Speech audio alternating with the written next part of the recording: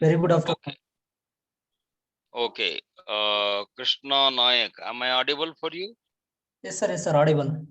Okay, fine. So I welcome all of you for today's introductory session.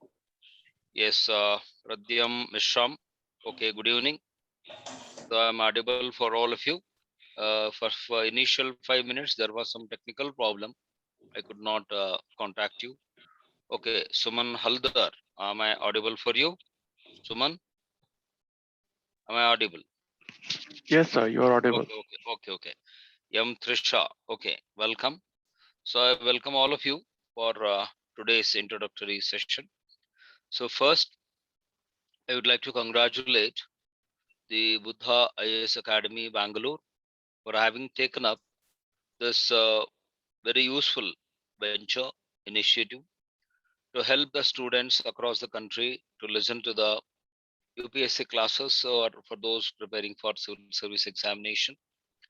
And most of you will be knowing about me already that I am teaching modern Indian history for the last 17 years, including Vajiram Delhi, Law Excellence Hyderabad, Insights IS, and Akka Academy, Jais Academy, Dr. Rajkumar Academy, Bangalore. So, and various other institutions, Vision IAS, iLearning Institute in Kerala, Trivandrum and Cochin branches. So, I'm happy to meet you people across the online today. And as being an introductory class, I will take it in a very brief way. And later on, once the classes begin, we'll go in greater details. So to begin with, what I would like to tell all of you is why UPSC has prescribed history as part of the syllabus for the UPSC examination. As students in your earlier stages, you have studied about history, no doubt, right from your primary school days, high school days, even in colleges. Those who have taken art subject, you have studied history in your college days also. But the history that you are going to learn now for the UPSC exam is somewhat different. It will be analytical, objective, and 360-degree approach we have to take, because the way the questions are asked by the UPSC in the examination, it's altogether in a different format and different style. Rather than being factual questions, they'll be asking you analytical questions. You don't expect any objective question or a fact-based question in the examination like when was partition of Bengal done, like 1905, not like that. So they will be asking you the questions either from its historical background, genesis of the issue, or what is its consequence, impact on the national movement, or what are the factors and personalities behind that particular development. Such type of questions they'll be asking. So to begin with, what we have to first understand is why we have to study history as students of aspirants for civil service examination. Number one, I would like to quote the most famous historian of England, Professor Will Durant. I think all of you know about this great personality, Professor Will Durant. You know what he says? I quote his words. Those who do not know history can never create history, right? Those who do not know history can never create history. Means, if at all you want to create a new history for your nation, for your country, for your society, first you must know what has happened in the past. Because past is the root of the present, and present is the basis for our future. And this past, present, and future are always interlinked, and you cannot separate one from the other. One small example I'll give you so that you will understand it quickly.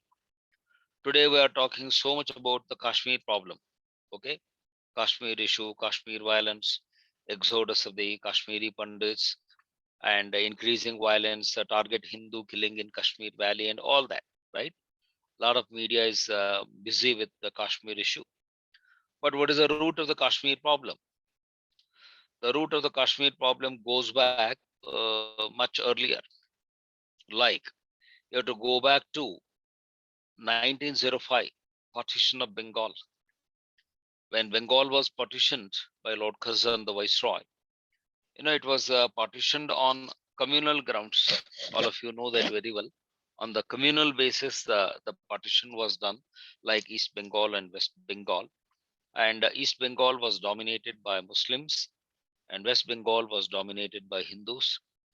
And the game plan of Lord Curzon was create a communal disunity, communal hatred, communal disunity, and communal divide they wanted to create in India so that our freedom movement gets weakened.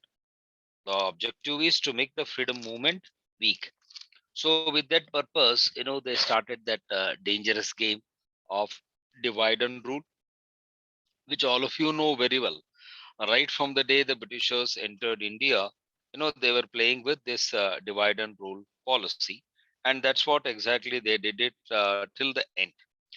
And once the partition of Bengal was done, it led to the communal forces to raise their ugly head. And the direct impact that all of you will see is the birth of the Muslim League. The Muslim League was created in Dhaka by Nawab Salimullah Khan and also Prince Aga Khan, who led a delegation to the Viceroy and requested him that Muslims need to be treated in a better way, in a VIP way, in a special way. And on the request of the Prince Aga Khan delegation, Muslim League was established in 1906. So the birth of communal politics started in this country. And 3 years later, you have to get back to Minto Morley reforms. Lord Minto was Viceroy. Sir John Morley was Secretary of State. And these two fellows drafted the legislation, so it's popularly called as Minto Morley reforms.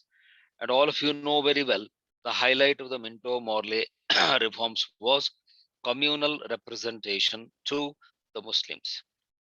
Separate reservation, separate voter list, separate constituent assembly in the legislative assemblies was created for the Muslim population, the Muslim minorities. So in 1909, practically the seeds of communal politics were sowed in this country. And at that time, Gandhiji was in South Africa fighting against apartheid, that is racial discrimination by the South African government. So right from South Africa, Gandhiji gave a statement that it is not a Minto Morley reforms. He described that act as Communal Act. The act is called the Communal Act. Openly, Gandhiji criticized it that the Britishers want to create divide between Hindus and Muslims. And after that, series of developments are going to take place. Under the 1919 Act, some more reservations were created to other religious minorities. Say, for example, the Sikh community. The Sikh got a representation in the 1919 Act, also known as Government of India Act of 1919. The Sikh, the Christians, Anglo-Indians, right? The Jewish community, the Jain, the Buddhists, the Parsis, all minorities were given representation under the 1919 Act. So it is again heading towards the balkanization of the Hindu society, the balkanization of India, and creating disunity among Indians in the name of religion, in the name of reservation. And finally, it will take a very ugly turn in 1932 when the then Prime Minister of England, Ramsay MacDonald, announced the Communal Award. It's popularly known as Communal Award or August Award, in which he declared that even SC, ST are going to be bifurcated from the Hindu society, and scheduled castes and tribes are going to be a separate community, and they will get separate reservation under the Communal Award, which was again strongly opposed by Gandhiji, and he launched his fast unto death in Erwada jail for 24 days in 1932. Although Ambedkarji welcomed the reservation, but ultimately Ambedkar came under pressure by the British government that you go and meet Mr. Gandhiji and try to sort out the issue in the interest of peace in India. So Ambedkar came from London and met Gandhiji in Erwada jail and asked Gandhiji that why you are opposing reservation. For that, Gandhiji replied that I'm not opposing reservation. I'm opposing creation of disunity in the Hindu society. The game plan of the British Prime Minister is to separate SC and ST from the Hindu society. So in the longer run, this is going to weaken India and create casteist, what is called blocks in the society. That's why I'm opposing. Then finally, Ambedkar agreed to Gandhiji, and they made some settlement, compromise settlement, which is famous in the history as the Pune Pact, 1932, between Gandhiji and Ambedkar. You know that. And after that, in 1940 and 42, you have open statements by Muhammad Ali Jinnah, the founder and leader of Muslim League. He put a demand for a separate nation of Pakistan. It's called the two nation theory. And this idea was given to him by his friend Rahmat Ali. He has a good friend in Karachi, and his name was Rahmat Ali, who suggested him the word Pakistan, like PAK, capital letters, ISTAN, small letters. Pakistan, like that it was created. So, and each letter stands for a particular thing there. P for Punjab, A for Assam, K for Kashmir. Okay. P for Punjab, A for Assam, K for Kashmir, and Istan is referring to Baluchistan. Okay. The last letters, Baluchistan, was added here. So it was finalized as a Pakistan. And Jinnah put the demand for Pakistan on communal ground because he said Muslims don't want to live in India and we want to have a separate state and we'll go out of India and live separately. And this demand of Jinnah led to the partition of India. You know that cabinet mission came in 1946. They tried to what is called persuade the Congress leaders as well as Muslim League. And Lord Wavell, last but one viceroy, called a meeting in Shimla, known as Shimla Conference of 1945.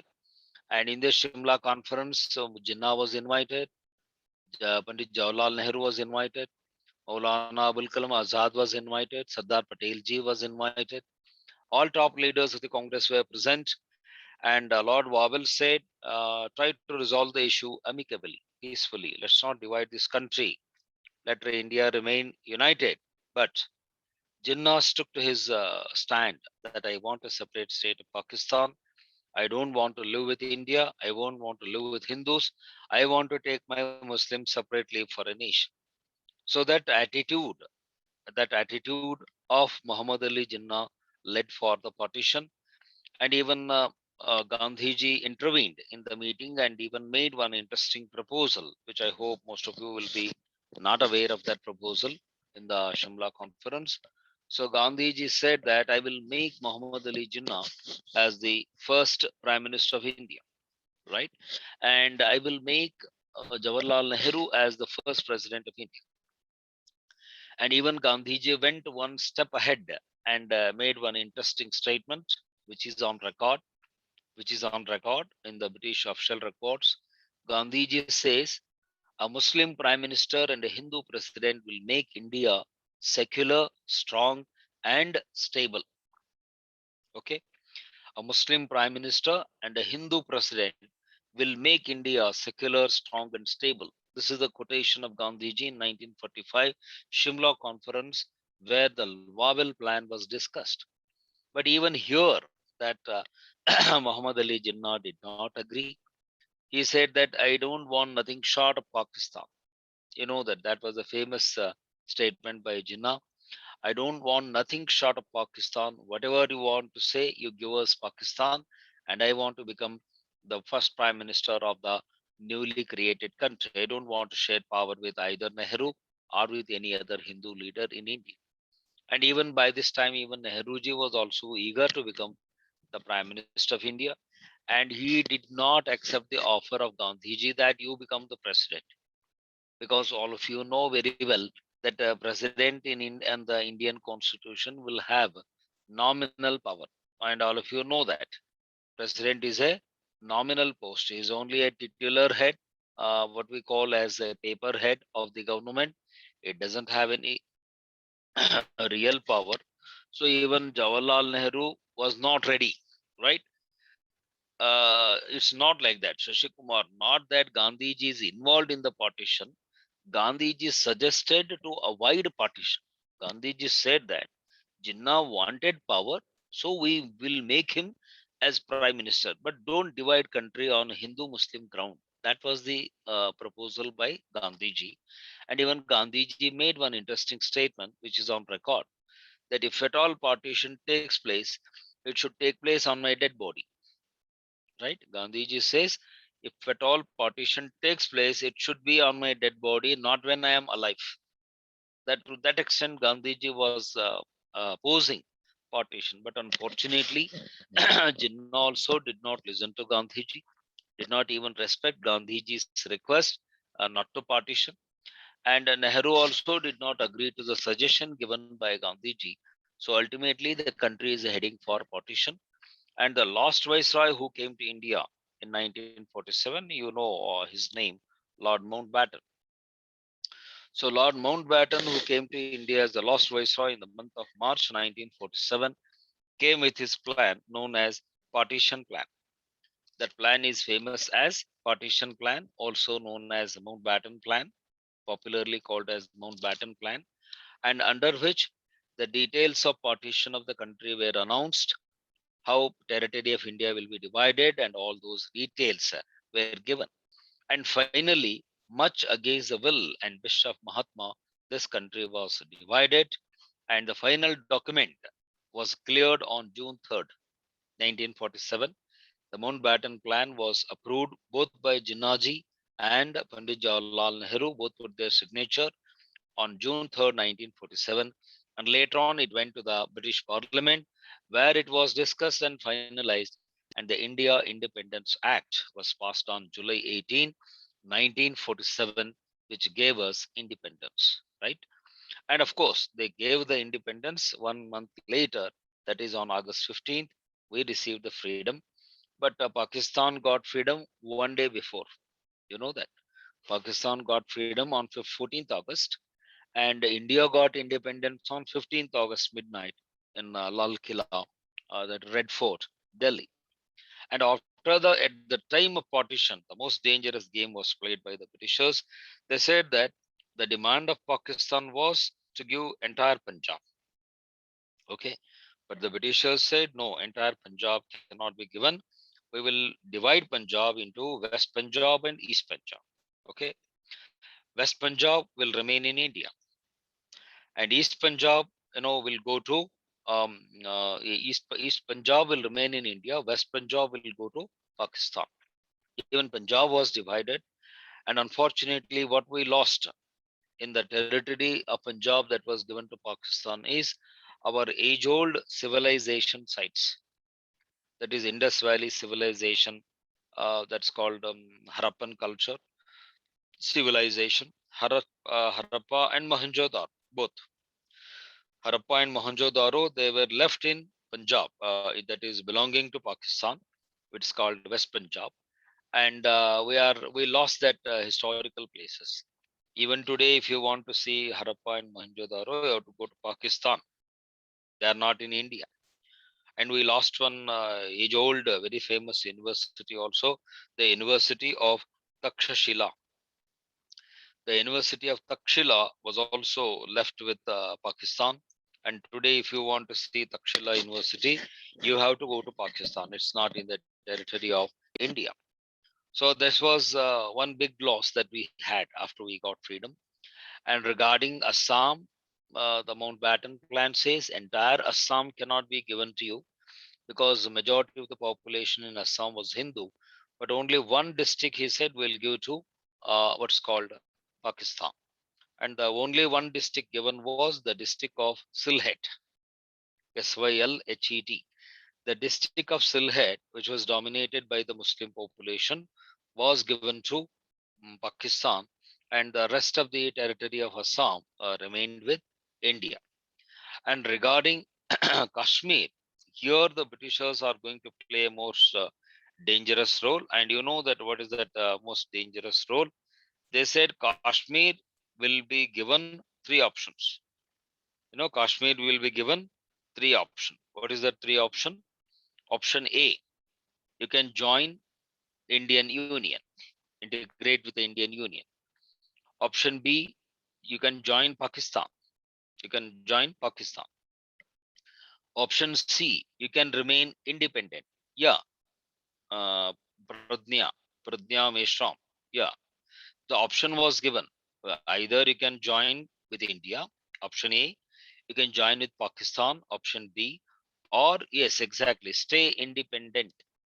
Option C, stay independent. Kashmir can remain independent.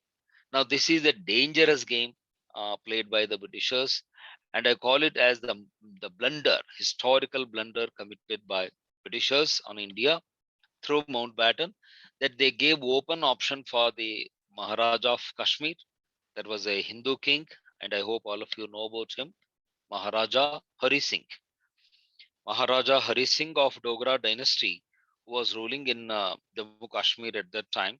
He was given an open option that you can stay independently also. You can neither join India nor join Pakistan. You can remain independent.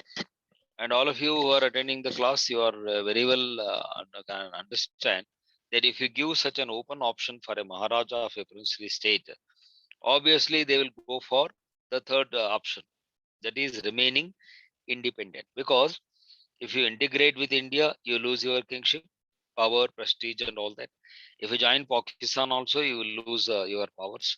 But if you remain independent, you still continue to be the Maharaja, the king, and you will enjoy all the facilities, power, prestige, status, everything. So obviously, Maharaja Hari Singh said, no, no, I will not join neither of the territories. I will remain independent. And because of that, Kashmir was remained independent, not joining with India, neither joining with Pakistan. But all the worst thing that happened was 1 year later. You know, the Britishers gave independence, we took it. And in 1948, Pakistani army attacked Kashmir. You know that Pakistani army attacked Kashmir in 1948. At that time, the Maharaja was not in a position to protect himself, save himself and his kingdom. So he became panic. He got frightened and panicked and rushed to Delhi, requesting Pandit Jawaharlal Nehruji, who was the first prime minister of the country at that time, that Panditji, please save Kashmir. Please protect Kashmir and its people. We are in danger. Pakistan has attacked on us. And you know that the forefathers of Panditji, they were all from Kashmir. His father, Motilal Nehru, and his grandfather, Swaruplal Nehru, they were all born in Kashmir Valley. Their descendants were from Kashmir. The home state of Jawaharlal Nehru was Kashmir. So he had some special love and affection for Kashmir. He said that, Acha, don't worry. You don't worry. We will take care of you and we will protect you from Pakistani invasion. So don't worry.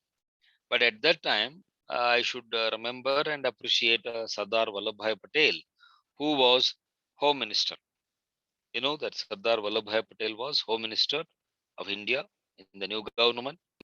And he put one condition that Panditji, don't make the Maharaja to get the help unless he joins the Indian Union. He should join the Indian Union. Otherwise, we are not going to give any support or military help to Jammu Kashmir. First, they should join Indian Union, because it is not the question of one what is called attack. In future, many such things may come, and the permanent solution for Kashmir should be it should be safely continue as a part and parcel integral part of India. And it is because of Sardar Vallabhbhai Patel. Remember it very clearly, not because of anyone else. It is because of the insistence by Sardar Patel ji that Nehru was made to ask the Maharaja of Mysore that you integrate with the territory of India. And all of you know the name of the document. It was called Instrument of Accession, right? The document is known as Instrument of Accession, and the Maharaja Hari Singh put his signature that Kashmir will integrate permanently, underline, not temporarily. You can read, see the records after the class is over, right? The instrument of accession says the Jammu Kashmir will permanently integrate with the territory of Union of India under Article 1. Article 1 of the Indian Constitution, India, that is Bharat, shall be a union of states. That's what Ambedkar says, right? So Kashmir integrated with the Indian Union because of Sardar Vallabhbhai Patel and not because of Nehru. Nehru was already ready to give him all facilities, but that was opposed by Sardar Patel. Don't give that, because tomorrow it will lead to so many problems in the future. So don't do that mistake. He stopped it. But again, Nehru continued to put pressure on Ambedkar, who had been selected as chairman of the drafting committee when the constitution drafting work was going on. And again, Nehru put pressure on Ambedkar and said, you create one special article for Jammu Kashmir, because the Maharaja is demanding special status, not to be treated same with other states of India. So you give some VIP status for the state of Jammu Kashmir. So this was the biggest mistake done by Nehru in the history of our country. And even here, I should tell you the historical facts. Baba Saheb Ambedkar also strongly opposed that don't give special status for Jammu Kashmir. The two people who opposed it in the entire Constituent Assembly were, number one, Dr. B.R. Ambedkar, number two, the Home Minister, Sardar Vallabhbhai Patel. Both of them opposed strongly and even argued with Nehru, why you are giving special status for Kashmir? In the future, it's going to create troubles for you. Let them integrate, let them become normal state like any other state. You know that already 500 princely states were integrating fast in the Indian Union, except two states. One was Hyderabad. The Nizam of Hyderabad was not ready to integrate. Kashmir, first it was not ready to integrate, but now they only came because Pakistan attacked. And there was another province known as Junagadh. Junagadh in Gujarat, there was a Nawab, the Nawab of Junagadh, who was not ready to join the Indian territory. And even he went to the extent of saying that I will integrate with Pakistan. Junagadh will be integrated with Pakistan. But the people of Junagadh say that no, we don't want to go with Pakistan, we want to remain in India. And the people revolted against the Nawab in Junagadh.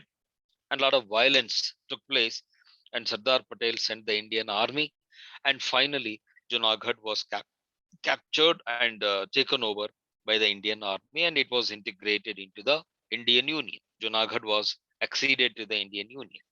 You know that all historical developments. And finally, Kashmir was integrated under Article 1 of the Constitution. But because of Nehru's special interest and love for Jammu Kashmir, Ambedkar was forced to add this article known as Article 370. You're all aware of that. So Article 370 was added in the Constitution because of Nehru, not because of Ambedkar, not because of Sardar Patel, not because of Gandhiji, not because of Maulana Abul Kalam Azad, nor any other top leader of the Congress. It was only Nehru and Nehru alone who said that give special provisions for Jammu Kashmir, which was not ready, which was not accepted by Ambedkar. But because he was Prime Minister, he has to listen to him. So ultimately, he added Article 370. But I don't know whether you have read the article in the Constitution or not. The title of the article was very clear, saying that some special provisions given to the state of Jammu Kashmir temporarily. Remember the word temporarily. Article 370 says these special provisions given to the state of Jammu Kashmir are on a temporary basis, not on a permanent basis. In future, if the Parliament of India decides, they can get back or withdraw these special provisions only as an ad hoc arrangement. Underline the word ad hoc, temporary, not permanently. And it is repeatedly made clear by Ambedkar himself in the Constituent Assembly that Article 370 is not permanent. It is a purely temporary provision made for the state of Jammu Kashmir. Okay. And interestingly, one more point which all of you have to understand is when the voting took place in the Constituent Assembly on the Article 370, only 2 people boycotted from voting. You know that all the Constituent Assembly members, they participated in the voting, 292 members, except two fellows. Two persons did not participate in the voting. Number one, Dr. B.R. Ambedkar, who did not vote in favor of Article 370, although he wrote it as chairman of the drafting committee. He said, I oppose it. I don't, individually like this article. So he walked away from the house. And Sardar Vallabhbhai Patel, the first Home Minister of India, also said, I will not support Article 370. He also boycotted voting and got out of the meeting. So these two great important personalities did not support Article 370, but the remaining 290 members, they said, yes, we will agree with it. And that is how Article 370 was created. Now we'll come to my point. Why all this nonsense and galata, hulla bulla and all that is going on in the country regarding Kashmir is, it is the legacy of the British in India. This is the question UPSC has asked you. Do you think that the Kashmir problem is the legacy of the British or the mishandling by the Indian government? This is how they will ask you the question in IAS exam. I'll repeat the question. Do you think Kashmir issue, Kashmir problem is the legacy of the British or is it because of mishandling by the Indian government? And you know the answer on the basis of the discussion. Now it is clear for you. It is both. The answer for the question is yes, it is both. It is the legacy of the British. Kashmir problem was created by Britishers, not by us. Not by us. It was created by the Britishers deliberately, especially by Lord Mountbatten, giving open option for the Maharaja to remain independent. And it is partly due to the mishandling of the issue. That was done by Pandit Jawaharlal Nehru. He did not handle the Kashmir issue properly. He showed soft corner. He made a special favor for his home state, and today it is costing heavily on all of us. You know that after removing Article 370 by Modi government recently, by removing Article 370 from the Constitution, duly approved by the Parliament of India, signed by Honourable President, still a lot of violence is going on in Kashmir. In the last 1 month, Hindu target killing is going on. You know that a lot of innocent people, government employees, are being targeted and killed without any fear by the terrorist elements in the Kashmir Valley. And more so, it has happened more after the release of this wonderful movie, fact-based movie, The Kashmiri Files. After this Kashmiri Files was released, the violence in the valley is increasing because truth is coming out. What happened after 1947 or 1948, the truth is coming out from the Kashmir Valley. And I think most of you have seen the movie, The Kashmir Files.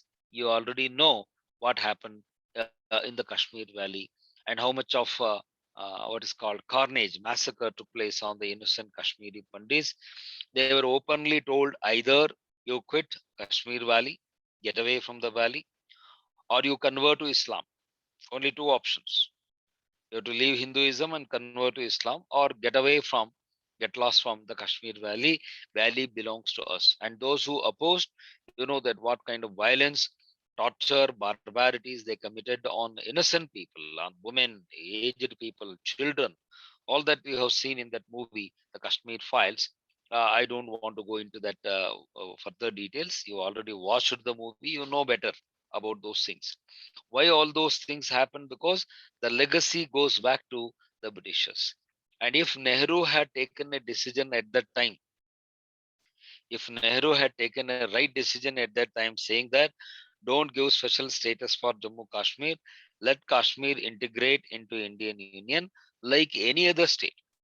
You know that 550 principalities were there. Hyderabad was there, Mysore was there, Bikaner, Jaipur, Jaisalmer, you know, Sambhalpur, totally 550 princely states were there. All of them, you know, they joined the Indian Union without any problem, because they were already defeated and they were weak. They were not in a position to face either the Britishers nor the Indian army. They just coolly and calmly joined the Indian Union. Even our Maharaja of Mysore also. The Maharaja of Mysore also said, we have no issue. We would like to join. We are not going to protest. It is only two people who created problem for Sardar Patel. One was the Nizam of Hyderabad, Mir Usman Ali Khan. Mir Usman Ali Khan, the Nizam of Hyderabad at that time, and this Maharaja of Kashmir, Maharaja Hari Singh. These two people created trouble for us that we will not join, we will not join. But after all these things, they joined, but the special status given to Kashmir led to all these problems. And for the last 70 years, we have suffered. You know that. You know the history of Kashmir state, how much of blood has flown in the river of Kashmir, you know, in the Indus River that's flowing in Kashmir, Jhelum, the river Jhelum, Chenab, Ravi, and other, the tributaries of the Indus River. More than water, blood has been, flown out. Not the water. A lot of blood has flown out from the Kashmir Valley. All the time, killings, violence, and all that. And recently, we should appreciate the bold decision taken by the Modi government to abrogate, cancel Article 370. And even at that time, also a lot of hue and cry went on in the country. Arab countries said a lot of things. China said a lot of things. Pakistan, Imran Khan said a lot of things. American former President Donald Trump said, so if you disturb Kashmir Valley, India will go out of control, law and order will follow. So many people said so many things. Farooq Abdullah said a lot of things. Omar Abdullah said a lot of things. This great, wonderful lady, Mufti Muhammad Saeed, she said, if you have the guts, you can remove Article 370. Kashmir Valley will be burned into pieces like that. वो तो आग में लगेगा. You know all the speeches they made on the TV channels. But all of you watched it very clearly. Nothing happened. And the parliament approved the bill abrogating, abolishing Article 370. First, it was cleared in Rajya Sabha. You know that first it was approved in the Rajya Sabha, then it came to Lok Sabha. Lok Sabha also cleared it, and finally the president gave his assent, and now Article 370 stands cancelled. Kashmir is properly integrated into the Indian Union, culturally, legally, territorially, geographically, even in strategically in terms of defense also. It is integrated with the Indian Union, and for the last 1.5 year, you are seeing a lot of developmental activities are going on in the Kashmir Valley. Tourism has increased. The number of tourists visiting Kashmir Valley has increased. And incidentally, one more last point I should tell you.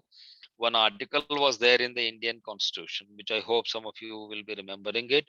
Article 35A, which was not actually a law. It was made by ordinance by the president, presidential ordinance under Article 35.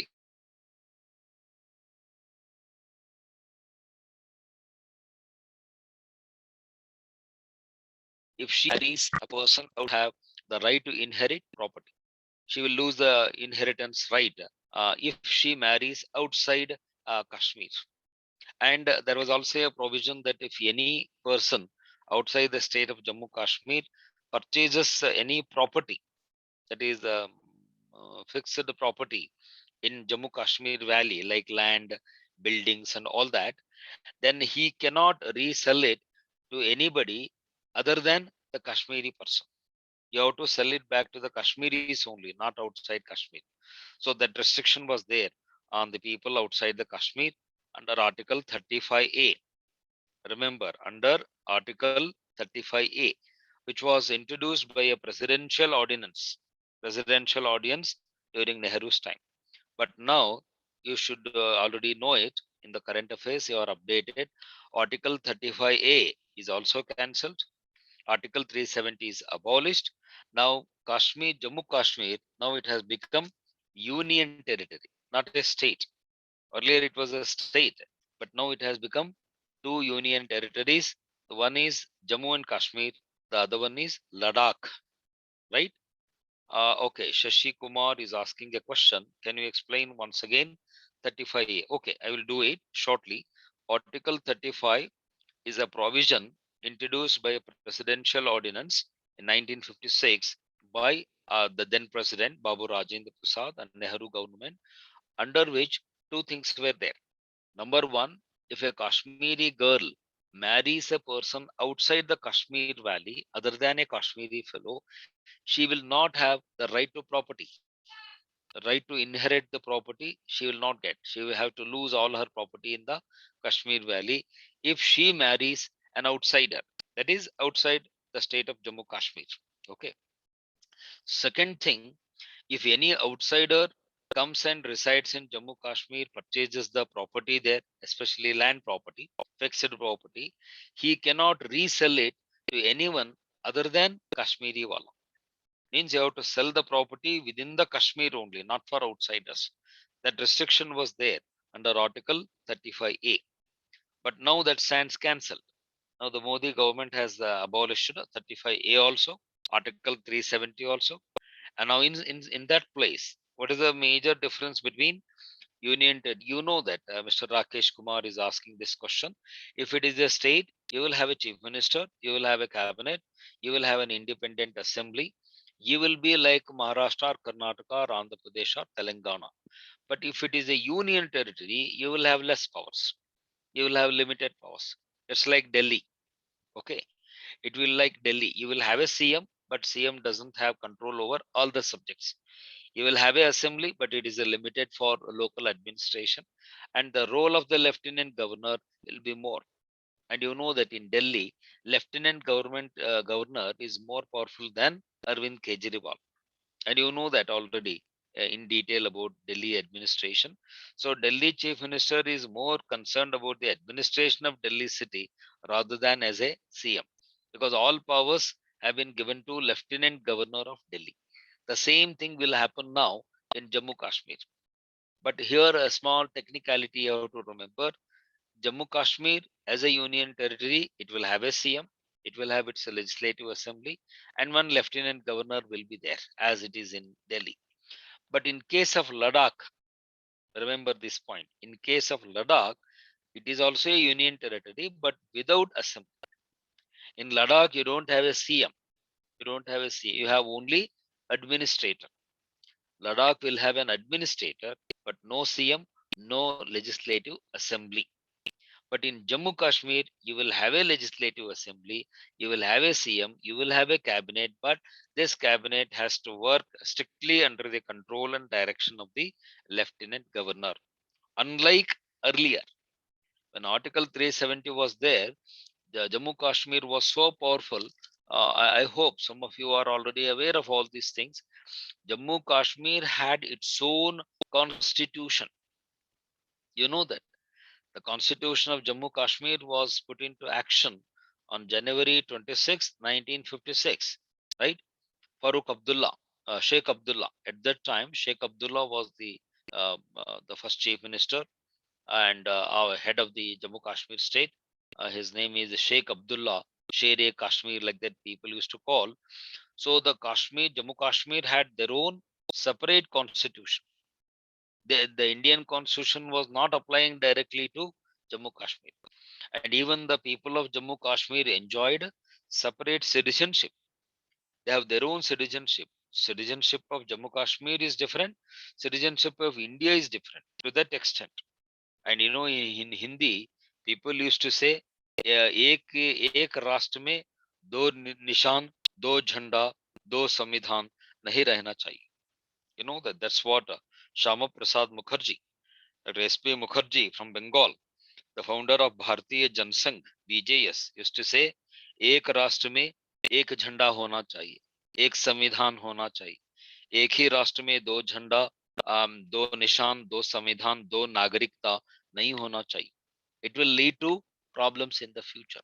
But unfortunately, Sham Prasad Mukherjee was neglected by Nehru government. Even he was in the cabinet of Nehruji in the beginning. He was Minister for Industry and Commerce.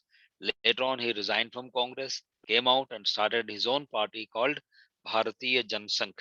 And today it is known as BJP. The old name of BJP is Bharatiya Jansangh. It was renamed as Bharatiya Janata Party in 1984. You know that all these are very interesting details in history, and ultimately a new party was born with just 2 MPs. In 1984, the number of MPs of BJP was only two fellows were sitting in the Lok Sabha. Now 303 MPs are sitting in the Lok Sabha. That's a change of the pages of history. So all these things, historical details, why I told you is just I will come to the point now. In the beginning, I told you why you should study history, because history is the root for the present and it is the root also for the future. If you want to understand why it is happening in Kashmir now, you have to go back to the past.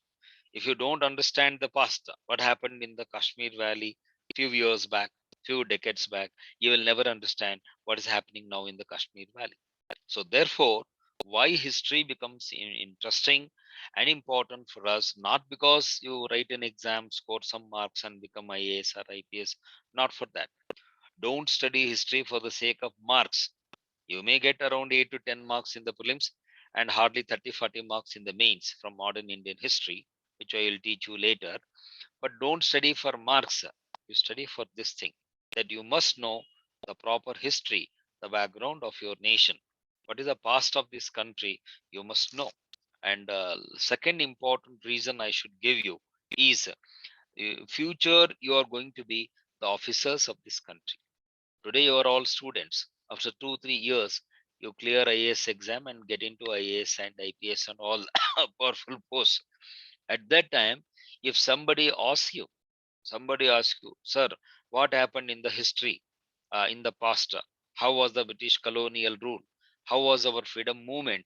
At least you must be knowing the basics, if not the details, the elementary things of the freedom movement, you should be knowing.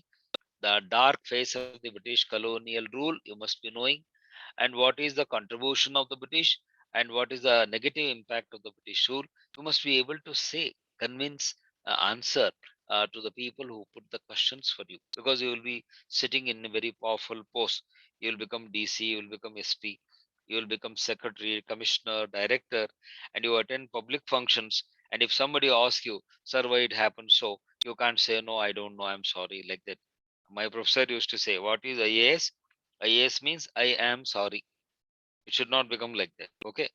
I hope that you people are not like that. You're all good boys. So IAS should not become I am sorry. At the end of the day, don't say I am sorry. IAS means, you know, what is the real meaning of IAS? I am ready to serve India. That is IAS. IAS means I am ready to serve the people of India, the Republic of India, with all honesty, with all love and affection, and patriotism for my motherland. So therefore, why we have to study history? Because of all these things, not because it is there in the syllabus. So this is the brief introduction I gave you today, and the reference book you people have to refer is of Bipin Chandra, Brief History of Modern India by Dr. Bipin Chandra. For that book is enough for your prelims. And for mains, there is a bigger book, larger book by the same author, Struggle for Independence. Struggle for Independence by Dr. Bipin Chandra and others.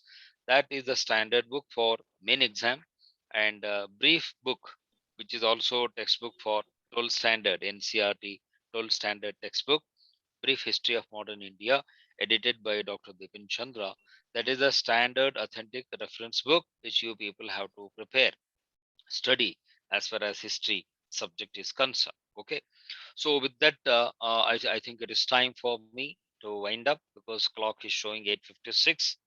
Okay. Notes I will be giving you later, not now. Shiv Kumar is asking.